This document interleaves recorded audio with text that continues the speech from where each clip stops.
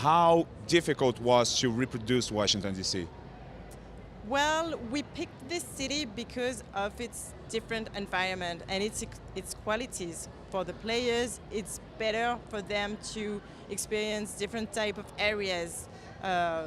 Washington DC allow us to do that because you have like almost the jungle, a lot of nature. You have wide open spaces that are really interesting in terms of gameplay as well. But also federal building, governmental, what I say, flooded because storm stream, so it had another layer, but you have also historical landmarks that are super interesting for the players to explore. I mean, who wouldn't like to fight in the Capitol, for example?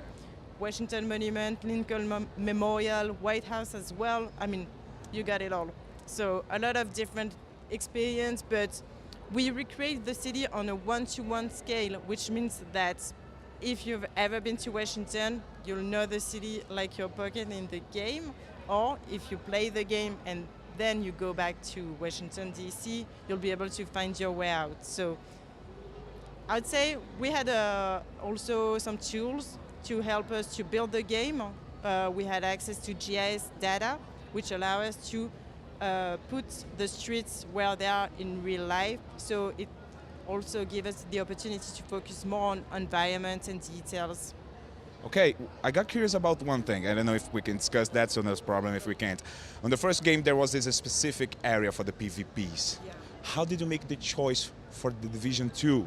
I mean, which neighborhood, which district you say, okay, this is perfect for PvP, for example? I can't reveal that much on this aspect, but maybe you played the demo at the Xbox booth and you noticed the Dark Zone walls. So yes, of course, the PvP Dark Zone experience is back. Thank God it's rebalanced and it's fairer, and this is what we had also because we listened to the community and we wanted to have a rebalanced experience, a fairer experience. So it's back, but I can't tell you exactly where it is, so I'll let you experience that. No problem at all. Which do you think is the most difficult part to reproduce? I mean, maybe a building, maybe a district, maybe sounds. What is the most tough job for you guys? That's interesting. Some buildings, their layouts were really difficult to get, so sometimes we had to project and to make assumptions. And of course, because Washington DC is a really secured city, a lot of mysteries. There are a lot of mysteries around the tunnels, the underground, the bunkers, that type of things. But it was also a good opportunity for us to create things that maybe did exist or don't exist. So I'd say this part of mystery is interesting for the game, but we explored different layers in terms of recreating the city. We went there, of course we took pictures, but the idea is also to talk to locals, to get to know what their life is, what they like to eat, what they like to listen, where they like to go out, what's their daily life. And Washington DC is not necessarily known as a really cultural city in terms of, you know, diversity. We know it's a federal city, but we don't know the other, the other layers. So it was a part of my job to investigate that and to integrate that in the game. Does that include like the history for the ending game, for example, or anything else that may add something new that we didn't saw, for example, in the first game? For example, the communities, the civilians will have a bigger impact for the Division 2. They are going to be more vivid, more dynamic, if I can say. You'll have to help them to rebuild society, to be more resilient. So you will help them, they will help you back. So this is part of the improvement, but you mentioned the end game.